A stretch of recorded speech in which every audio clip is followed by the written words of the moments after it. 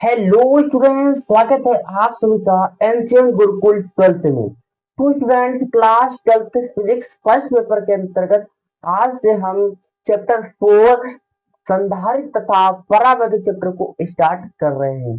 तो इस चैप्टर में हम सर्वप्रथम समझते हैं चालक व विद्युत रोधी।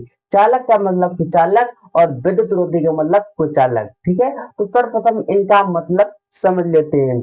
क्योंकि चालक होता है वो क्या होता है, वे पदार्थ जिनमें धारा सरलता से प्रवाहित हो सके उन्हें हम चालक कहते हैं। जैसे कि लोहा, चांदी, एल्यूमीनियम, तांबा और सोना, ये आपके क्या है, चालक है।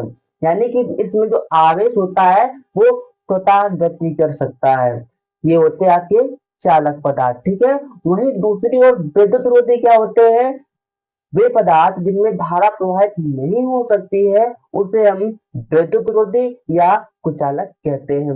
जैसे लकड़ी, रबड़, कांच, प्लास्टिक, ये क्या आपके एक विद्युत रोधी है। यानी कि इसमें जो आवेश होते हैं वे स्वतः प्रवाह नहीं कर सकते हैं। यानी कि इसमें मुक्त इलेक्ट्रॉन होते ही नहीं जो आवेश को एक स्थान से दूसरे स्थान तक ले जाए। क्योंकि आवेश को एक स्थान से दूसरे स्थान तक ले जाने का कार्य जिसका होता है वो होता है इलेक्ट्रॉन का। ठीक है, तो चलिए अब बात करते हैं हम इस चैप्टर का सबसे मोस्ट इम्पोर्टेंट टॉपिक, धारिता। तो आप हेडिंग लगा सकते हैं धारिता।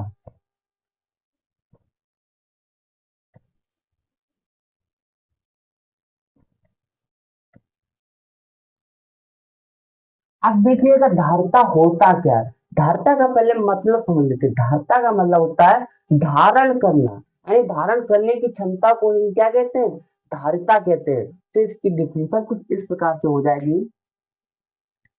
किसी किसी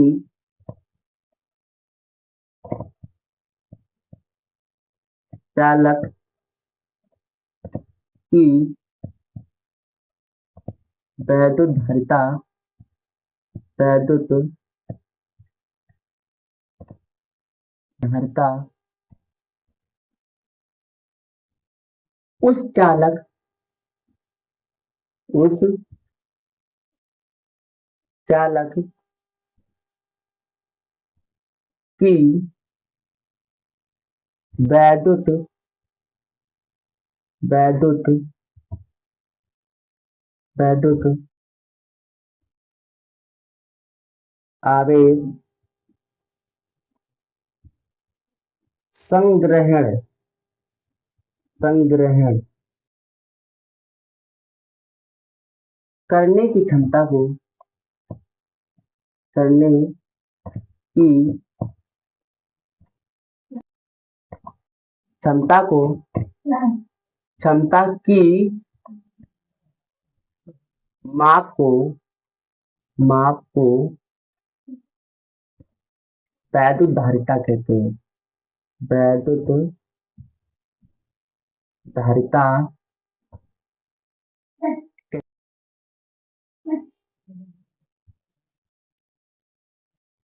कहते हैं।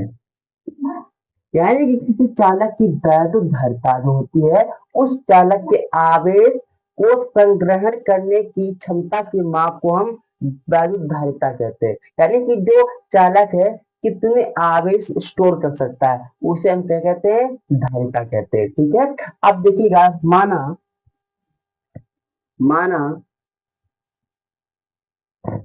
किसी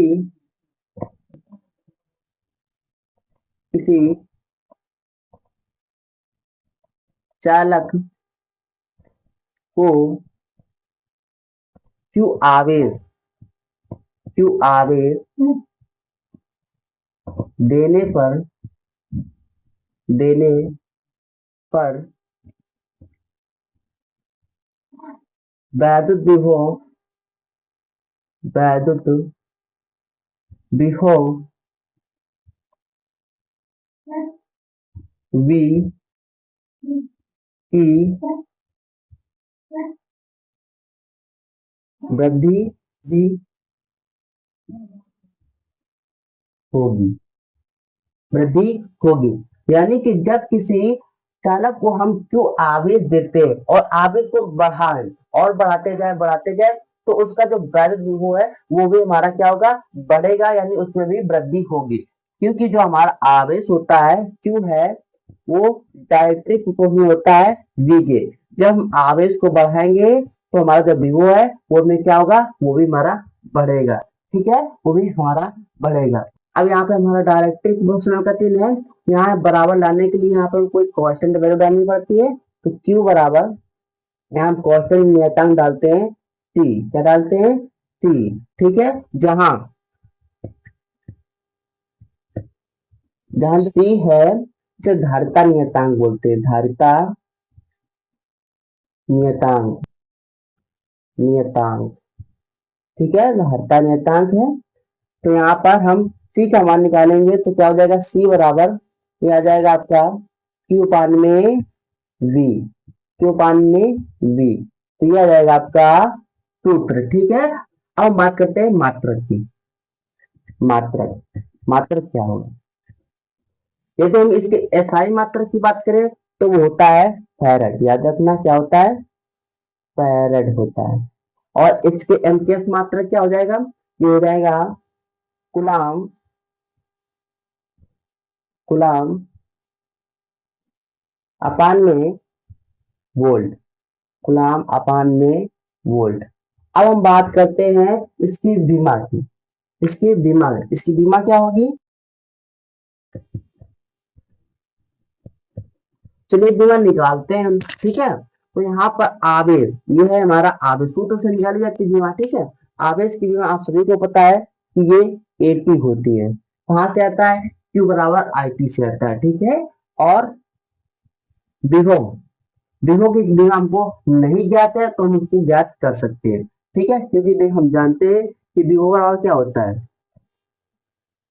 वो होता है आपका W बटे Q, यानी कि वर्क अपान में चार्ज। अब यहाँ पर हमको W यानी वर्क का भी बीमा नहीं पता तो उसको भी ज्ञात करते हैं। W बराबर क्या होता है, बल गुणा विस्थापन। क्या होता है, बल गुणा विस्थापन। तो बल का आप सभी को पता, मैंने बताया भी था कि बल की याद कर लीजिए और बाकी आपको किसी की बीमा याद नहीं करनी। ठीक है, तो बल की क्या होती है, M L T⁻²। और ये दूरी है, दूरी की बीमा क्या होती है, L यानी लेंथ। ठीक है, ये हो जाएगी हमारी किसकी, W की। ठीक है, और ये हमारा 80, तो विभव क्या आ जाएगा हमारा ML² हो जाएगा और T⁻²। और ये क्योंकि बीमा आप सभी को पता है 80 होती है, तो इसको ऊपर ले चलेंगे तो क्या हो जाएगा हमारा ML² T के पावर ये हो जाएगा -2 और ये A इनवर्स और ये T इनवर्स। ठीक है, क्योंकि घात चेंज हो जाती है हर से जब अंश में ले जाते हैं। ठीक है, तो यहाँ पर क्या हो जाएगा, ये T और ये T, यानी कि हो जाएगा ML² T⁻³ और A के पावर -1। ये हमारी विभव की याद है। अब यहाँ पर विभव की बीमा हम रख देंगे, क्या है ML² T⁻³ और A इनवर्स। ठीक है, अब हम क्या करते हैं, इनको सब ऊपर ले चलते हैं, हर से अंश में निकलते हैं। तो क्या हो जाएगा हमारा, ये ऊपर तो हो जाएगा M इनवर्स L के पावर हो जाएगा -2, T के पावर हो जाएगा +3 और A के पावर हो जाएगा +1। ठीक है, फिर क्या हो जाएगा, ये A है हमारा और ये हमारा T है। ठीक है, अब ये क्या हो जाएगा, ये हमारा बीमा यहाँ से M इनवर्स L के पावर -2 और T के पावर ये कितना हो जाएगा, ये T3 और ये 1, यानी कि हो जाएगा T के पावर 4 और ये A²। ठीक है, तो ये आ जाएगी इसकी बीमा। क्या आ जाएगी, बीमा। याद रखना ये आ जाएगी इसकी वैद्युत धारिता। ठीक है, तो आपको बीमा और मात्रक और सूत्र और डेफिनेशन याद रखना। ठीक है, आशा करता हूँ ये आपको समझ में आ गया होगा, और यदि आ गया है तो वीडियो को लाइक कर दीजिए, चैनल पर नए तो सब्सक्राइब भी कर लीजिए। चलिए मिलते हैं नेक्स्ट वीडियो में, तब तक के लिए जय हिंद, वंदे मातरम।